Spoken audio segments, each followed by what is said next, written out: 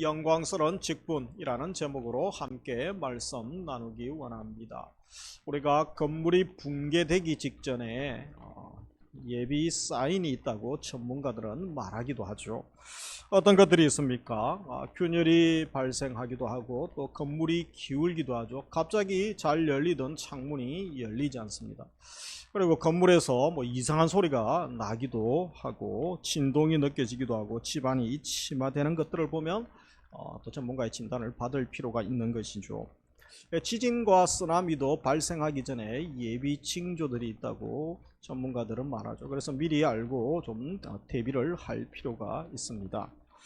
우리가 목 디스크 환자들이 많으시죠. 평소에 이 잘못된 태도죠. 잘못된 자세를 무시하고 계속 반복하다 보면 그것이 쌓여서 결국은 목의 어느 부분이 고장이 나고 척추도 마찬가지죠. 그래서 나중에 질병으로 더 큰 고생을 하기도 합니다. 영적 부실 공사도 마찬가지인 거죠. 이 작은 일, 사소한 일을 중요하게 여기지 않을 때가 있습니다. 무시하고 빗나가다가 그것이 쌓여서 어둠의 골이 되죠. 골이 쌓여서 그것이 죄된 습관이 되기도 합니다. 그것이 결국은 우리를 무감각하게 하고 무기력하게 만들면서 타락하게 만들고 돌이키지 않을 때 무서운 심판을 초래하는 것을 알아야 되는 것입니다. 자각증상이라는 게 있죠. 이 사람이 병들면 대개는 이제 자각증상이 있어서 빨리 병원 가야 되겠구나, 아니면 내가 어떻게 평소에 알고 있는 약을 먹어야 되겠구나, 그렇게 하죠. 자각증상이 더디게 나타나는 것이 아주 심각한 질병인 경우들이 많이 있다고 합니다. 문제는 교회가 병들면 자각증상이 없다는 것입니다. 사실 나타나는데 그것을 인지하지 못하는 것이죠. 내 신앙이 병들 때에 그것을 되게 인지하지 못하죠. 그래서 더디게 깨닫거나 또 느끼지 못하다가 그것이 계속 쌓여서 결국은 타락하게 되고 변질되게 되고 심판에 이르게 되는 안타까운 모습들을 보게 되어집니다. 그렇기 위해서 우리가 어떻게 해야 됩니까? 늘 거룩을 유지해야 됩니다. 늘 정결함을 유지하고 또 마음의 정원을 잘 가꿀 때에 하나님께서 은혜를 주시는 줄 믿습니다. 계속해서 우리가 이 구약 마지막 예언서인 말라기서를 보게 됩니다. 하나님께서 이스라엘 백성을 향한 사랑을 말씀을 하셨죠. 그래서 하나님의 말씀이 전달되어지고 이스라엘 백성들은 또 대꾸하면서 반문합니다. 그러면서 하나님이 다시 마지막 경고하시죠. 6번의 경고가 나오게 되죠. 오늘 본문은 지난번에 두 번째 경고 앞부분을 다루고 오늘은 두 번째 경고 또 뒷부분을 다루고 있습니다. 그러면서 하나님의 10번의 또 말씀인 14가지의 말씀이 나오고 이스라엘의 10가지의 반역적인 대답이 나오게 됩니다. 우리 하나님께서 1장에서 어떤 말씀하셨습니까? 내가 너희를 사랑하였다 말씀하시죠. 제사장들이 내 이름을 멸시하였다. 더러운 떡을 나의 제단에 드렸다. 내 식탁과 내 이름을 너희가 더럽혔다고 말씀합니다. 내 제단을 모독하고 너희가 나를 괴롭게 했다. 그리고 아버지를 공경할진대 나를 공경함이 어디 있느냐, 또 주인을 두려워함이 어디 있느냐, 그렇게 말씀하셨습니다. 그런데 이스라엘 백성들은 반문하기를 주님이 어떻게 우리를 사랑했습니까? 또 우리가 어떻게 주를 더럽게 했습니까? 그러면서 하나님이 공의 하나님이 어디 계시냐 이렇게 따지기 시작하면서 또 10가지 하나님께 대어들고 있는 모습을 보게 됩니다.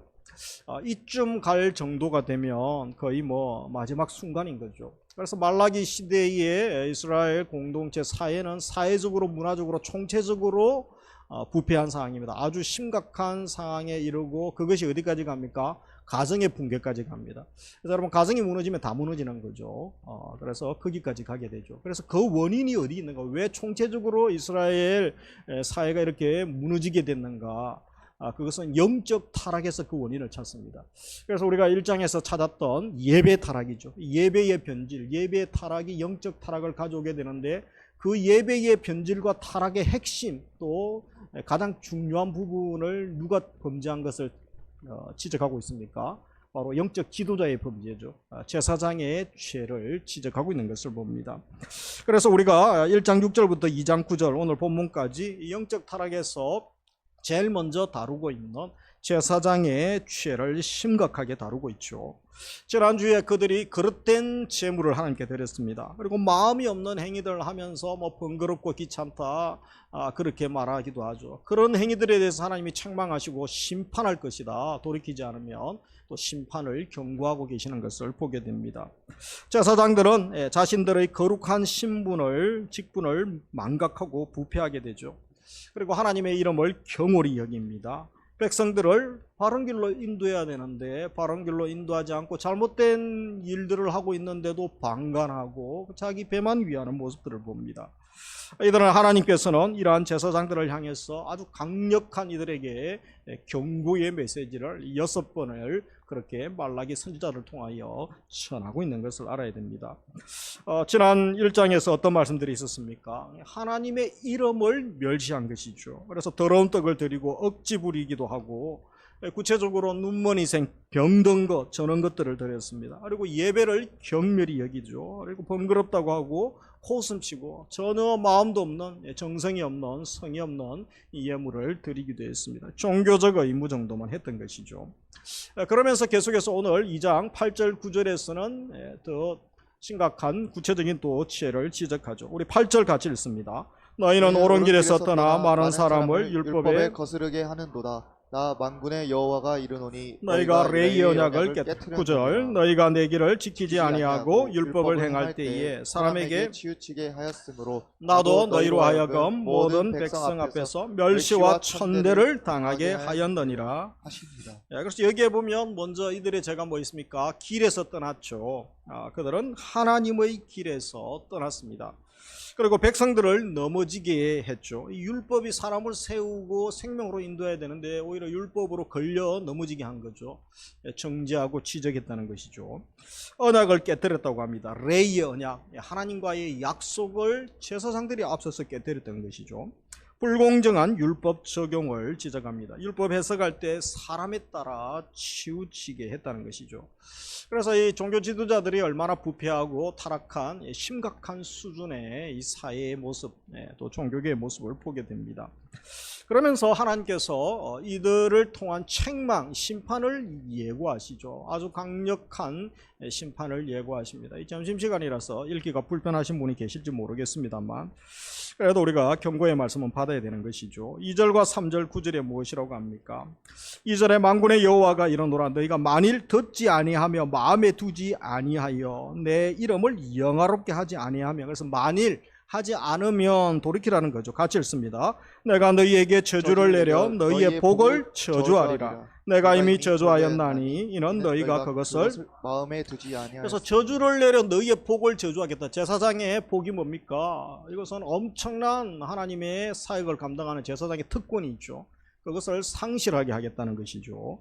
그러면서 3절 같이 읽습니다. 보라 내가 너희의 자손을 꾸짖을 것이요 똥 곧 너희 절기의 희상의 똥을 너희 얼굴에 바를 것이라. 너희가 그것과 함께 취하여 버림을 당하리라. 그래서 이 그림을 보시면 여러분 이부 예배 드려오신 분들 여러분들에게 그저 선지자가 와서 하나님이 그냥 배설물을 오물을 그냥 얼굴에 던지죠. 원어에 보면 그냥 얼굴에 던져버리겠다. 그렇게 강한 원어적인 의미가 있습니다.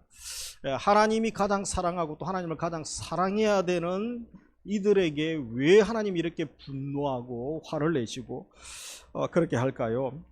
여러분 절기 희생 제물은 뭡니까? 이들이 3대 절기를 지키고 절기를 지키죠. 그때 이제 또 짐승의 제사를 통하여 하나님께 예물을 드리고 예배를 드리죠. 그때 내장과 필요한 이 배송물을 다 버리게 됩니다.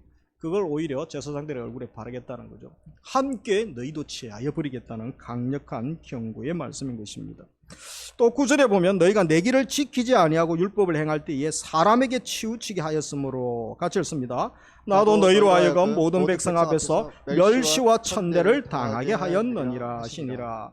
그래서 어떻게 영광스러운 존경받고 사랑받아야 할 제사장 또 레위인들에게 하나님께서 멸시와 천대를 또 주시겠다 이렇게 반대되는 말씀을 하고 계실까요?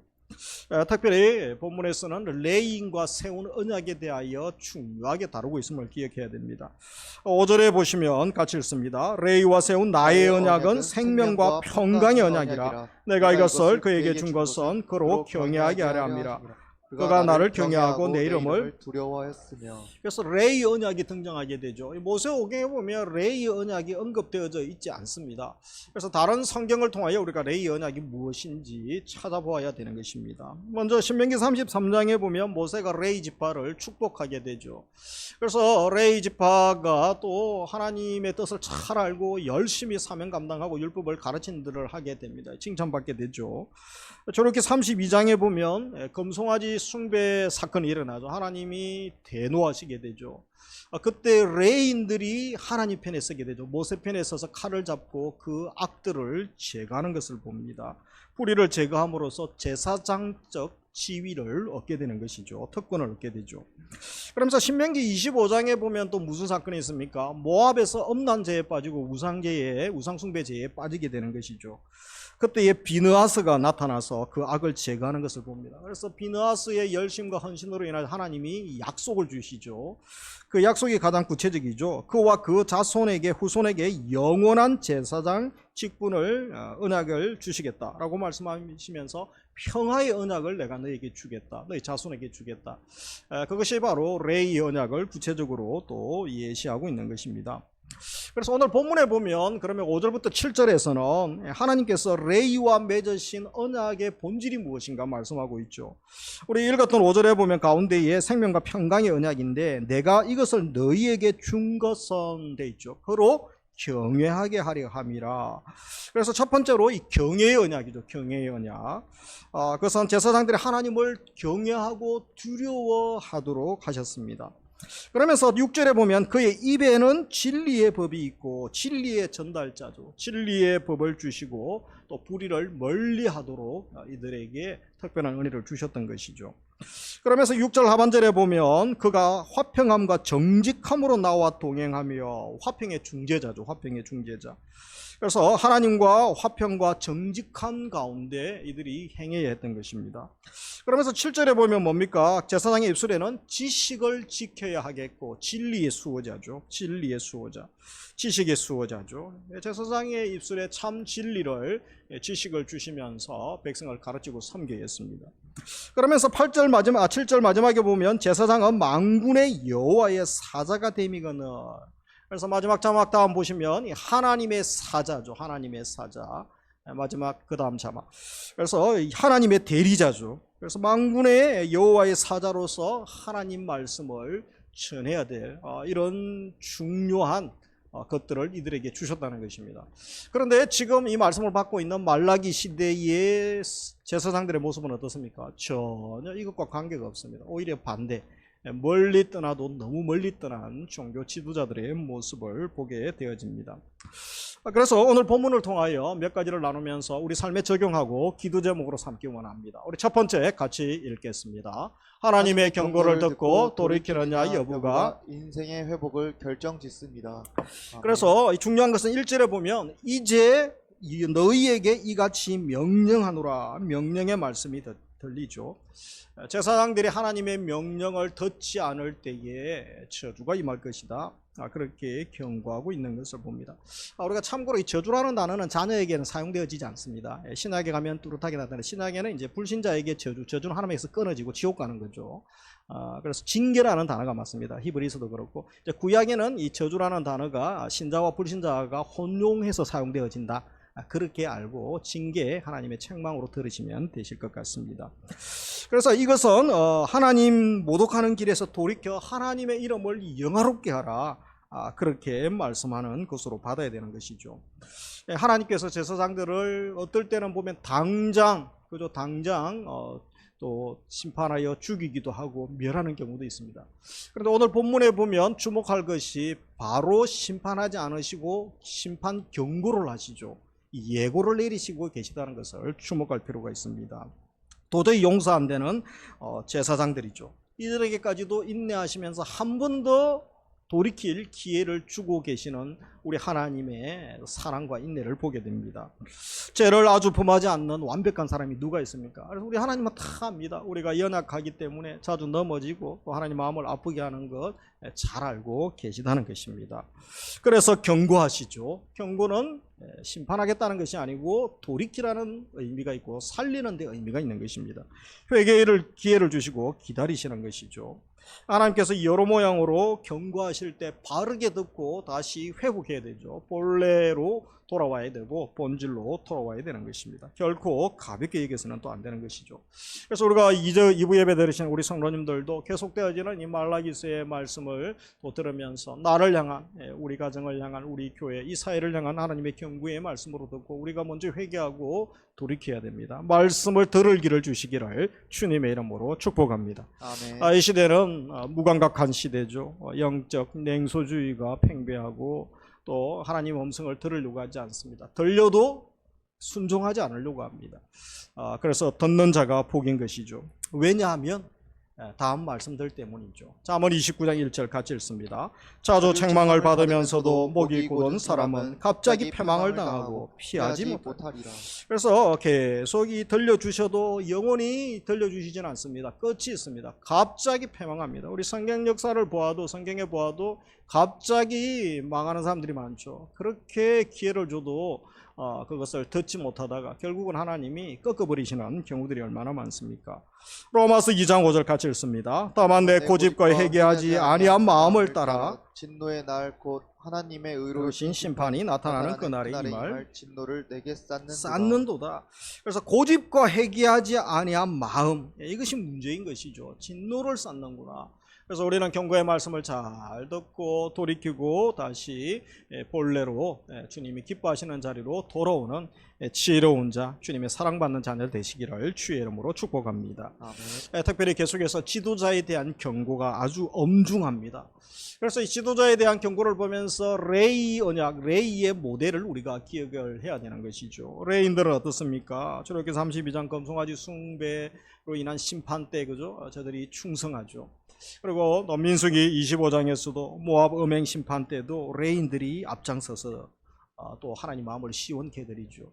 그리고 초기에 이 언약을 받았던 그들의 조상 레인들도 언약에 신실합니다. 그리고 맡겨주신 사명을 충성스럽게 감당합니다.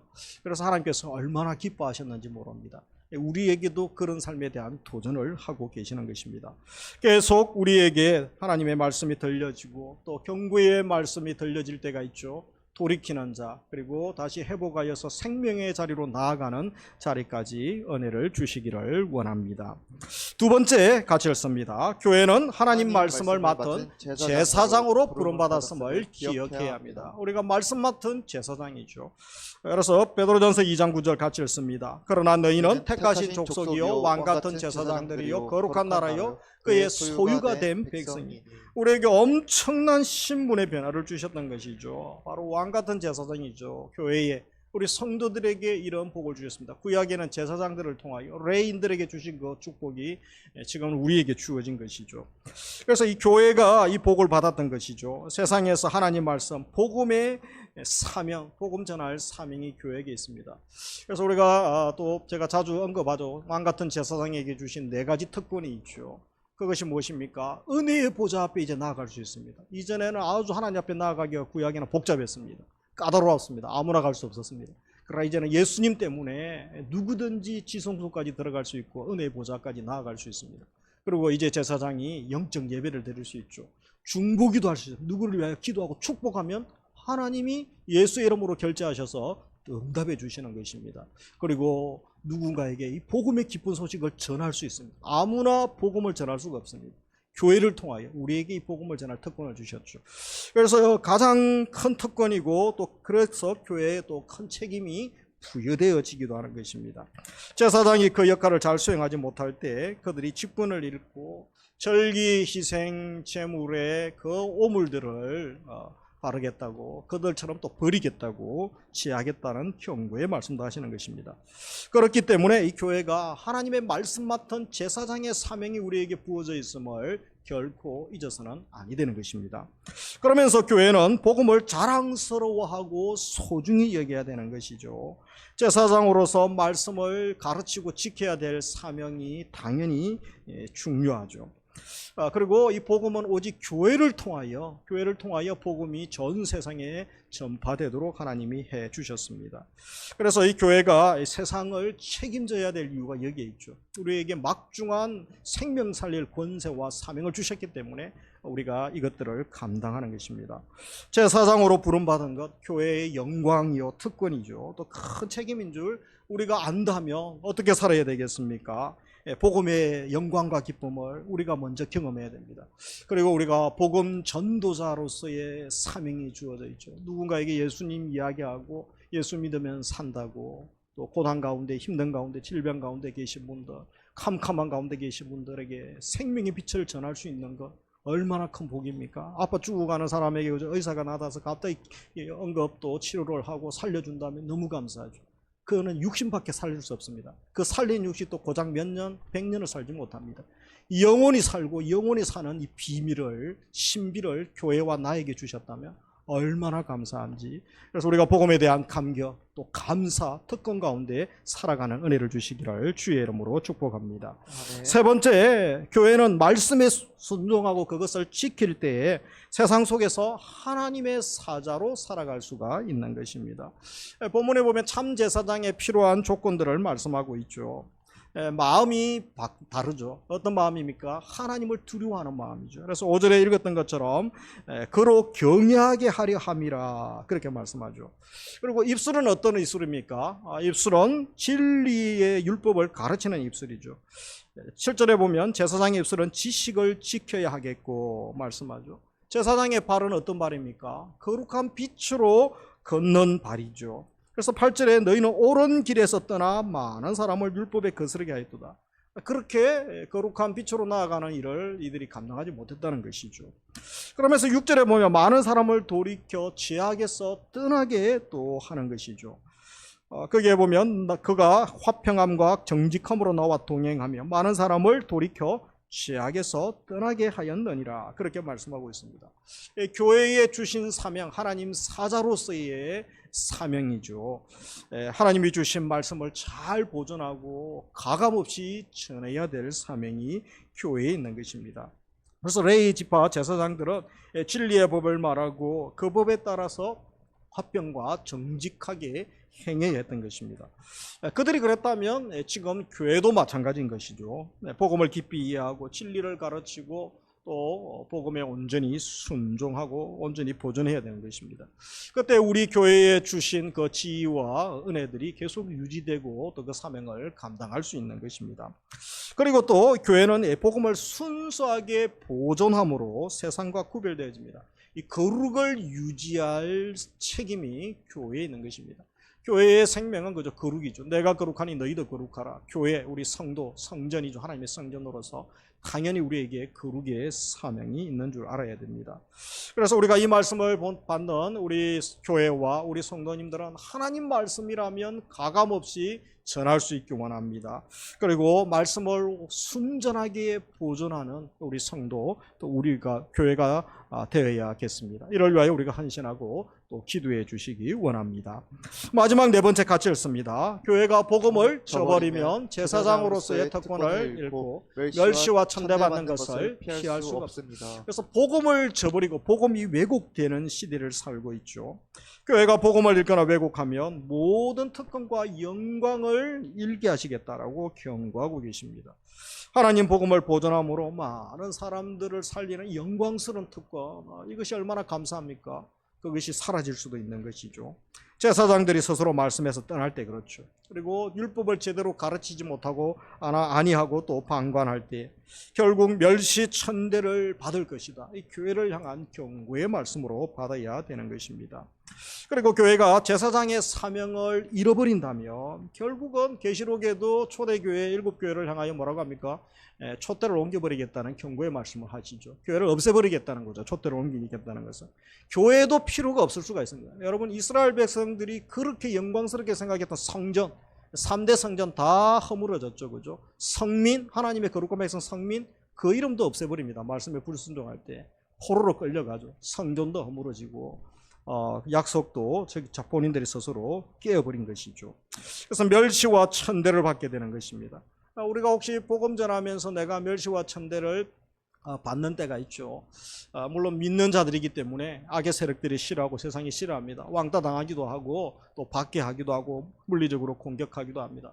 그런데 내가 잘못 살았는데 그런 일을 당하는 것을 오히려 복음 전하면서 교회가 다 그렇지, 성도가 다 그렇지 그렇게 정당화할 수는 없다는 것입니다. 그것은 내 잘못이라는 거죠.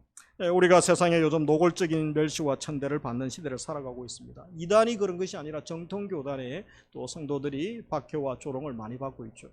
그것이 정말 우리가 복음대로 살고 말씀대로 살면서 받는 정당한 박해인지 핍박인지 물어봐야 됩니다. 아니 우리가 잘못했기 때문에 세상이 싫어하고 조롱하고 있는 것은 아닌지, 요즘 한국교회는 후자 쪽이 가깝다는 거죠. 그렇다면 오히려 말씀 앞에 우리가 회개하고 다시 돌이켜야 된다는 것입니다. 그것을 정당화해서는 안 된다는 것입니다. 그래서 우리가 하나님의 경고의 말씀을 받아야 됩니다. 그렇지 않으면 촛대를 옮겨버리겠다. 그리고 또 우리에게 지금 주신 그 영광, 우리가 종교의 자유 가운데 얼마나 마음껏 예배드리고 신앙생활을 할 수 있습니까? 지금 전 세계 많은 사람들이 박해 가운데 순교를 당하기도 하고 숨어서 예배드리기도 하고 예배드린 것 때문에 잡혀서 감옥소에서 평생을 또 비참하게 살아야 되는 사람들도 있습니다. 우리에게 얼마나 많은 은혜와 또 자유를 주셨는지 모르는 것이죠. 그것도 박탈당할 때가 있을 수 있다는 것입니다. 우리가 어떻게 살아가고 있는가, 교회가 어떻게 하나님 앞에 보여지는가가 중요한 것입니다. 히브리서 12장 5절, 하나님의 징계를 경히 여기지 말라라고 말씀합니다. 하나님 말씀 무시해서는 안 되죠. 하나님을 무시하는 것이죠. 하나님을 가볍게 여기면 안 됩니다. 하나님의 말씀과 하나님 앞에 또 드려지는 삶, 예배죠. 예배, 찬양, 기도, 모든 섬김들 다 그게 예배 아닙니까? 삶의 예배도 중요합니다. 성전으로 살아가는 것도 삶의 예배고, 거룩한 성전, 우리가 걸어다니는 하나님의 성전이라고 제가 늘 강조하죠. 그것을 하나님께서 귀하게 보신다는 것입니다. 교회가, 성도가 말씀을 버리면 하나님께 버려져 세상의 천대와 멸시를 받게 되는 것입니다. 그래서 이 예배 드리시는 우리 성도님들은 하나님 말씀이라면 말씀을 나의 생명보다 더 귀한 것으로 여기는 은혜를 주시기를 주의 이름으로 축복합니다. 아멘. 그리고 왕같은 제사장의 사명을 알고 우리 교회에, 우리에게, 나에게 이 엄청난 권세와 특권과 사명을 주셨는데 감사하면서 잘 감당해 나가시기를 주님의 이름으로 축복합니다. 아멘. 말씀을 맺습니다. 우리는 영적 타락에서 이 사회 문화의 타락과 또 가정의 붕괴까지 말라기스를 통하여 총체적인 위기의 상황을 계속 보고 있습니다. 특별히 영적 지도자의 타락, 예배의 타락이죠. 예배의 변질 타락, 파장이 너무 큽니다. 그래서 이 어둠의 영향, 부정적인 영향이 교회 신앙 공동체 가운데 한 사람의 나비지수로 끝나지 않는 것이죠. 그것이 많은 이들의 힘을 뺏고 영적인 힘을 뺏고 은혜를 뺏을 수 있는 것입니다. 우리 사회 세상도 마찬가지인 것이죠. 그래서 두렵고 떨림으로 말씀 앞에 서야 할 것입니다. 하나님이 우리를 아주 특별하게 여기셔서 교회로, 하나님의 집으로 삼아 주셨습니다. 감사합니다.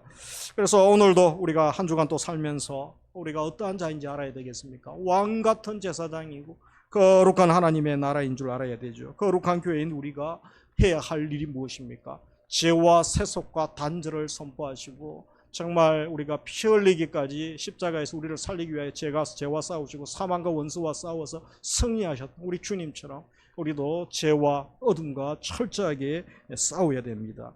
그리고 하나님의 사랑과 성결로 무장해야 되는 것이죠. 하나님 사자의 사명, 교회에 주신 사명을, 복음 전파의 사명을 온전히 감당할 은혜를 주옵소서 기도해야 되는 것입니다. 진정한 예배 회복이 너무나 중요합니다. 말라기서를 보면서 저도 많이 읽고 묵상해 왔지만 또 말라기서를 연구하고 계속 묵상하면서 정말 말라기서의 말씀은 이 시대를 향한 경고의 말씀이고 두렵고 떨림으로 서지 않을 수가 없구나. 그 마음이 참 무거운 마음이 듭니다. 그러나 이 말씀을 또 넘어가야 되는 것이죠. 넘어가야 또 우리가 신약에 예수님이 오시는 거죠. 이스라엘 백성들은 지난주도 말씀드렸던 것처럼 이 경고의 6번의 말씀을 가벼이 여겼습니다. 무시했습니다. 그래서 그들에게는 엄청난 전쟁과 엄청난 고통 가운데 400년의 영적 암흑기 가운데서 생명 없이 빛도 없이 살아갑니다. 하나님이 말씀하지 않고 하나님의 음성이 선지자로부터 들려지지 않는 것, 이것은 엄청난 축복이 아니고 저주고 책망인 것입니다. 그래서 우리가 다시 한번 예배 회복이 일어나고 찬양의 회복이 일어나고 기도의 회복이 일어나고 우리 삶의 현장에 하나님의 사람으로서 왕같은 제사장으로서 거룩의 능력을 회복하고 말씀의 능력을 또 믿고 목숨보다 소중히 여기며 다시 거룩한 하나님의 백성으로 거룩한 교회로 일어나야 되지 않겠습니까? 왕같은 제사장의 사명을 확인하면서 우리의 삶에 거룩한 변혁이 일어나기를 소망하고 다시 한번 주의 은혜를 주옵소서. 우리가 처음에 영적 또 자각 정상을 잘 느끼지 못한다고 했죠. 내가 예배 이렇게 잘 드리고 이렇게 봉사도 많이 하는데 나는 괜찮은 신앙인입니다. 너희 의가 서기관과 바리새인보다 낫지 않으면 결단코 천국에 들어가지 못하리라 말씀하셨습니다. 그 정도는 서기관 바리새인들이 더 잘했습니다. 그래도 그들은 예수님의 책망을 받았던 거죠. 예수님이 분노하셨던 것입니다. 우리 개인의 신앙을 돌아봅시다. 우리 또 찬양대는 찬양대로서 하나님 앞에 서야 됩니다. 우리 1열, 2열, 3열, 4열 성도님들 각자 또 말씀 앞에 서야 되지 않겠습니까? 우리 말씀 맡은 또 가르치는 교사들, 우리 사역자들, 또 우리 또 장로님들, 위원장님들, 순장님들, 교사, 직분자들, 정말 집사로서 우리가 말씀 앞에 서고 있습니까? 성도로서 말씀 앞에 서고 있는가? 우리가 다시 한번 무거운 마음으로 말씀을 받고 이것은 돌이키고 회복하고 생명의 자리로 나아갈 기회가 아직 있는 것입니다. 마지막 시대는 옥석을 가리는 시대죠. 곧 주님이 재림하시고 또 주님이 심판자로 오실 것입니다. 그때 다 사랑받고 칭찬받는 은혜를 우리 모두에게 부어주시기를 주님의 이름으로 축복합니다. 아멘. 우리 함께 찬양하며 나아가겠습니다. 말씀 앞에서 경외함으로